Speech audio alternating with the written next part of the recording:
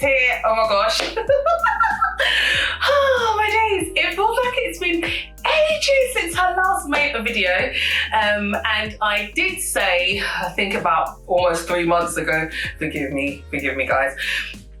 I did say almost 3 months ago that I was going to make put out a Q&A Vbac Q&A video because ever since I put my testimonial video out there a year ago, I've had loads of beautiful women coming on, commenting, supporting each other. You know, so much words of faith going on and inspiration. There's been Vbacs that have taken place, and there have been those that have attempted Vbacs and weren't able to be successful in their attempt with the Vbac. But regardless of, you know, whatever's happened since the last year I've put out my Vbac video, I have had questions come in, and I've been saying I'm going to do Vbac Q&A, and it's taken some time. It has taken time, but I'm here, and I just want to thank each and every single one of you that has been patient with me, that has supported the channel, that has left a comment. You know, my channel is growing, and I just want to thank God for each and every one of you. You're all so beautiful. I love you all so much. Okay, so I'm just gonna go straight in. Straight in with the questions. So I've got a few questions here. I've got quite a few questions, and if it does, you know, I don't know how long it's going to take to answer all the questions, but you know, we'll see how it goes. So one of the main questions I always get asked is, how many C-sections have you had? Sarah, how many C-sections have you had? And I've had 3 C-sections, ladies, okay? 3 C-sections, right? Okay, and it says, how many Vbacs have you had? I've had 2 successful Vbacs, and you know, by God's grace, I'll have another successful Vbac, right? So I've had 2 successful Vbacs. Another question is, what was the gaps between the Vbacs? And I get asked this all the time. And then sometimes I'm like, where's the comment that I answered that question? Let me just, you know, but that's a question I get asked all the time. And the gap between my Vbac was 1 year and 9 months. And it's funny because another question that I get asked all the time is how far do you think the gap should be between a C-section and a Vbac? And I generally say, personally, I think between 18 to 24 months is a perfect time is a perfect gap to have your C-section and then attempt a Vbac. Because within that 1.5 to 2 year period, your body's healed, you feel stronger, you feel better. And most of the times, you know, especially if you've had 1 C-section and you're gonna attempt a Vbac, you know, doctors can't really say much to you. And then, you know, if you've had more than 2 Vbacs or more, I think, for me personally, I think 2 Vbacs or more, you definitely should have a good gap. Your body should heal, you should feel strong, physically and mentally. You know, you need to put yourself in that position where you're not gonna feel like they're gonna give you so much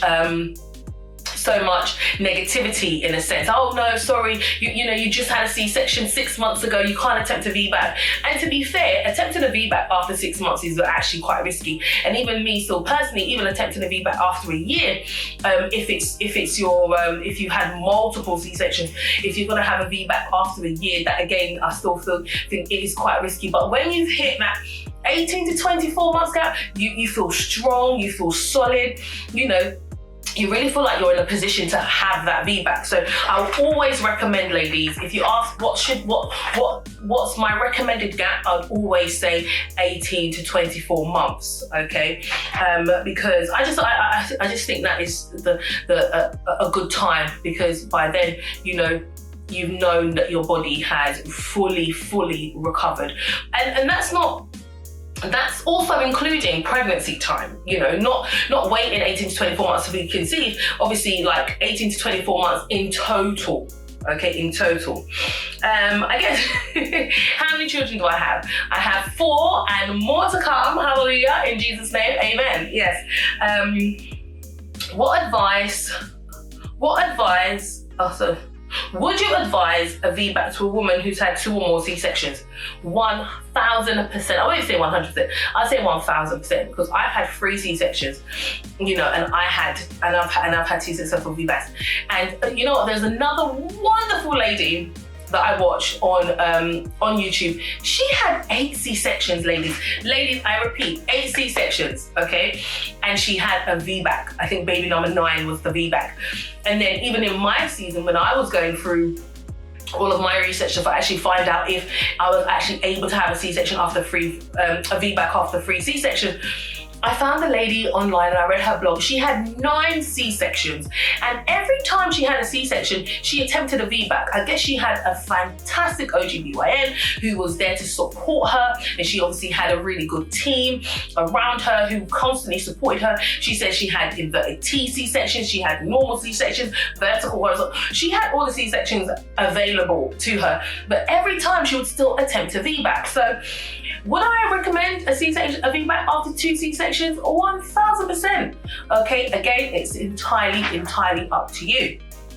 Right, okay, so it says, next question is, did I find labour to be easier the second time round? Excuse me. Did I find labour easier the second time round? I would say yes, because mentally I knew that I had done it before and I was ready. Physically, it's labour always takes a toll on your body. It doesn't matter if you've done it once, if you've done it 10 times. You know, it's not the fact that it gets easier, but you're just a bit more aware of yourself, aware of your body, aware of what to do. So you're a lot more strengthened in yourself, is what I'd say. So did I find labour easier the second time around? Yes, only because I had experienced it the first time, and then obviously this being my second VBAC, and then having the support that I did was just made the experience so much better. Right, okay, so the next question is, what method did I use to make labour more enjoyable? To make labour more enjoyable, okay, and you know what, I think for each and every one of us that are attempting a VBAC, I think that is one of the most important things, ensuring that the labour that you're about to have is enjoyable and it's not traumatic, and it's not one of those things that you never want to try again. So what did I do? I surrounded myself with my gospel music. I surrounded myself with scriptures. My husband was constantly praying.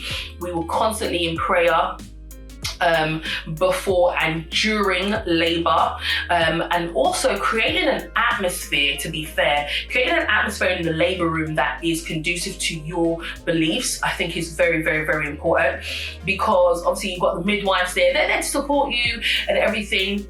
But it's about it's your experience. It's your experience. So I think that you have to, whether you like, you know, scented candles, whether you like some kind of aromatherapy thing going on, whether you like lights or you don't like, or you want the lights off, whatever music you desire, having that in the background to just really soothe you, you know.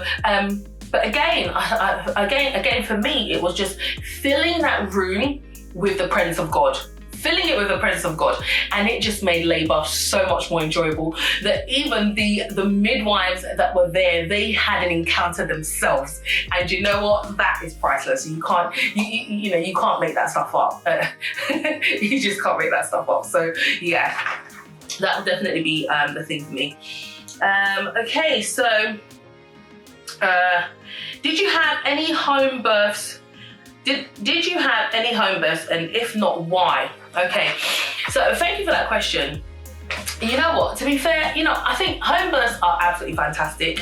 I've got nothing against home births, and you know, I've always kind of said, yeah, you know, I think I'd like a home birth, but when I actually really think about it and I think about myself, I don't really think home births are for me.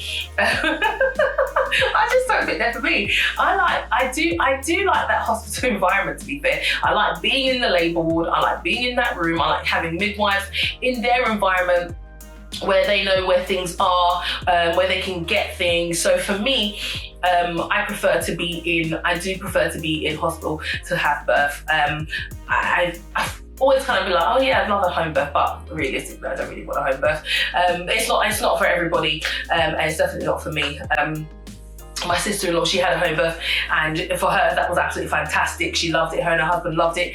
And you know what was God, it's so good, the baby even came before the midwives arrived, so they had an absolutely amazing experience, just the two of them, you know, and I think that was absolutely fantastic. But you know, for me, I would definitely say that I do prefer to be in that more controlled environment. Again, having had C-sections, you always want to make sure that you're in an environment where if anything does, you know, take to the turn that you're not, that, you know, if anything happens, then, you know, you've got that assistance there straight away.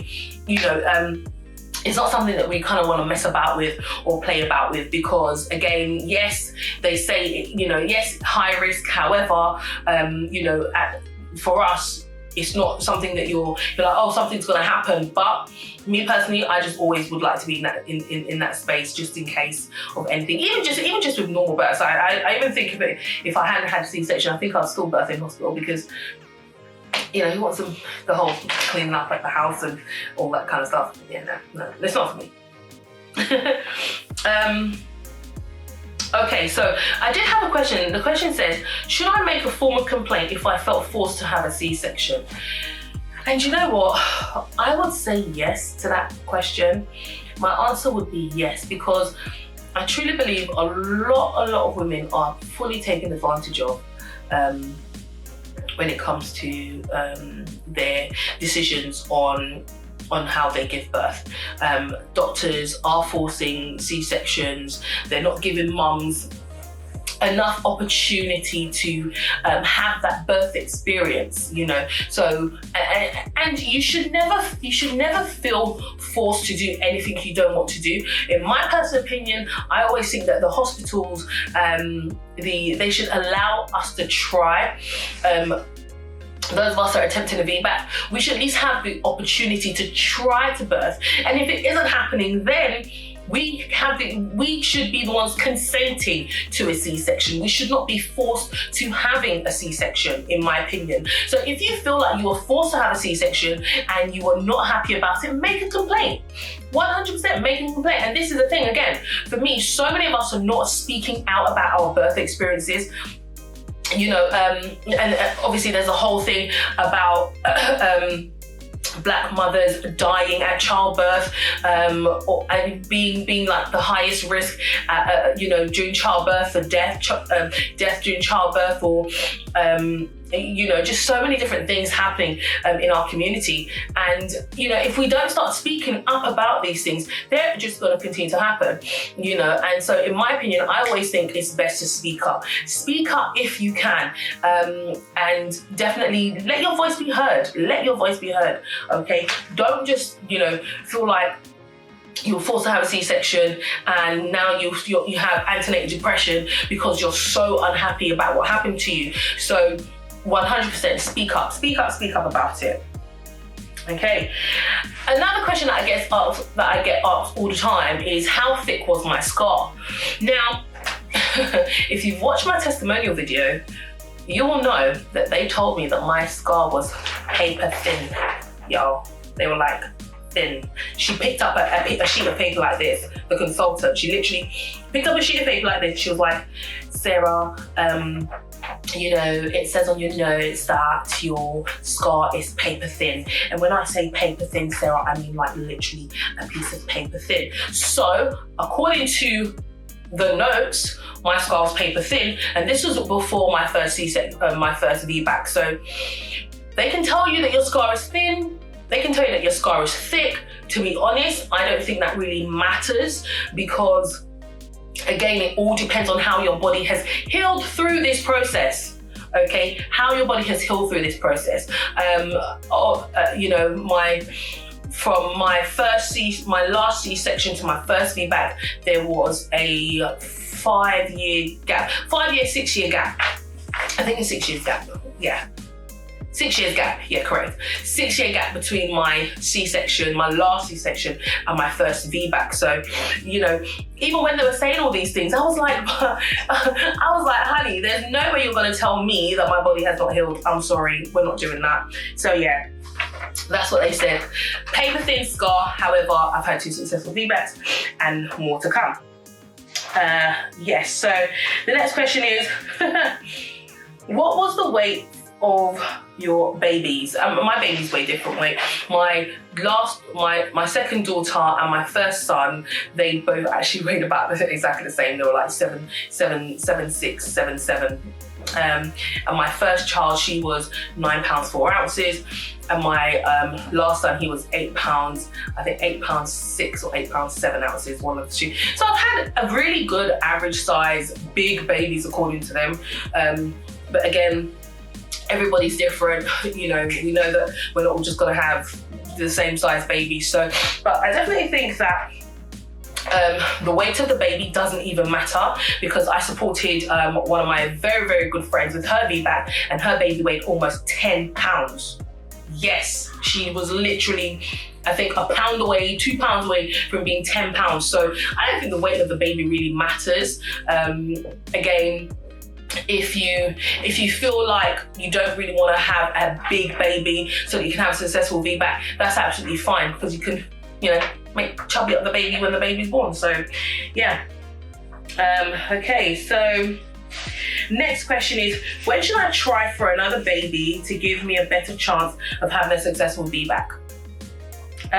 Like I said earlier in question three, 18 to 24 months, 18 to 24 months, because I just feel like with that gap, you yourself feel ready. You yourself feel ready. I mean, I always say to women, do the sneeze test. Do the sneeze test, okay? And if you're like, Sarah, what's the sneeze test?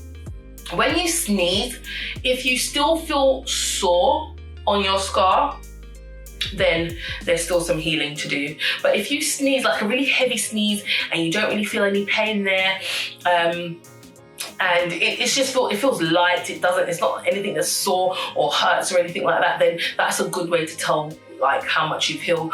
Or coughing or really laughing. And again, I also tell women, if you apply pressure to your scar, you know, just kind of like rest back and just give it like a really, really good press. Just like give it a really good press, and just to see how you feel. That way you can tell like how well you've healed, or if you're still sore, and then that way, you know, you can kind of know. And if it's 12 months in and you've done the sneeze test and you've pressed it and all that kind of stuff, and you feel nothing, then hey, good time to get pregnant and attempt to VBAC. So yeah.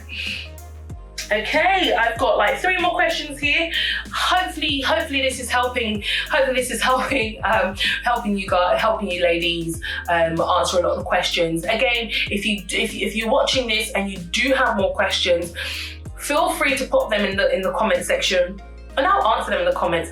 If there's one thing about me, I respond to every comment that comes in. I leave no one hanging. I'll always get back to you. So if you've got any questions, please feel free to drop them in the comment. Okay, next question is, should I work out more or less? Should you work out more or less?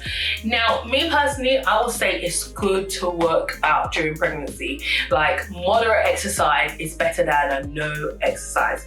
10 minutes is better than 0 minutes. If you can work out, go for a walk, do some good exercises, pregnancy exercises. It's great to work out during pregnancy, to be honest, because, you know, when that labor time comes, excuse me, when Labor Day comes, your body feels ready, your pelvic bone, everything is kind of like opened up, and you feel good. Me personally, I think a lot of walking during pregnancy is good. Just like walking, if it's 10-15 minutes a day, just getting out there, stretching legs, especially during the end of pregnancy. Let's say you're down to like your last 2 or, you know, your last, let's say 8 to 4 weeks of pregnancy. I think it's great to just get out there every other day and just walk. Yeah, if you're not going to exercise, walk. Yeah, so moderate exercise I think is absolutely fantastic, and it does help. It helped me. I believe it helped me. So yeah. Next question. Should I use a doula? Doula, pregnancy partner, pregnancy support. I would say yes if you can afford one. If you can afford a doula or some kind of like pregnancy support, 100%, because you know, especially when you're gonna attempt a Vbac, you've got a lot of mental challenges to deal with. And I just truly believe like having someone there as a voice of reasoning, as a voice of support, having someone there that knows a lot more about birthing and labour than you, it really helps. I think it really helps because it's quite reassuring to have that. I think it's very reassuring to have it, to be fair. So yes, I would have a doula if I needed one, but thank God I don't need one. I don't need one. But yeah, you know, I think definitely a doula if you can afford one. It's a great, you know, I think doulas are absolutely amazing. So yeah. And the last question that I'm going to do here is, what if I don't have a hospital that will support me? Now, for me, this is like a big question. That's why I saved it till last. If you do not find a hospital, a midwife that will support you, and you know that you want a Vbac and you're going to have one, listen, it's one of those decisions that you have to be like, okay, am I going to have a home birth? Or you can do what I did, because at first I can tell you, they were trying to, they booked me in for a C-section on the day that my son actually came. Okay, it can only be God. It can only be God, ladies. So I was booked for an elective C-section on the 31st, and I knew that I was not going to have a C-section. So I just stopped going to hospital. I stopped seeing them. I stopped going to my appointments. I was about 37 and a half weeks at the time where I made the decision to stop going after that traumatic experience that I had with the consultant who forced me for an elective C-section. And I was told by the head midwife to make a complaint. Okay, so that's why, the question there, should I complain if I feel forced to have a C-section? Definitely you should complain, because even the medical team were like, yeah, I think like, no, Sarah, like she's fine, like you should complain. However, I didn't end up complaining, just out of laziness, to be fair. Didn't end up complaining. However, I did have my Vbac, so you just let bygones be bygones. Right, so if you don't have a hospital that will support you, you have to make that decision, to be fair, if you're going to have a home birth. Or, like I was saying, you can do what I did. You can wait. You can wait at home. Wait at home until you know you're going into labour. The contractions are 5-10 minutes apart, depending on how far your hospital is, to be fair. Depending on how far the hospital is, you know, you can wait until your labour, until your contractions are a certain time apart, and then go in. You're dilated, you know, you're ready to give birth. And what can they do? Honestly, at that point, they cannot force you to have a C-section if you do not consent to one. Ladies, 100%. That is what I say on that. So because there's nothing you can really do if no hospital is going to assist you from the jump off to having a C-section. So yeah, you just really kind of have to make these tough decisions on what you're gonna do. So ladies, that was it. Those are the questions. It's done. I'm so happy. I'm so excited. And hopefully this is just again the beginning, and I'll be coming back with more videos on different subjects, because listen, life is interesting. Life is very interesting, guys. There's so much going on out in the world. Yes, so I just want to take this time out to thank each and every single one of you for taking the time out to watch this video. If you do have any more questions regarding Vbac, leave them in the comment section and I will answer them. So yeah, thank you so much again for watching. I've been Sarah Diligence here from Purposeful Life. Have a blessed day. Bye bye.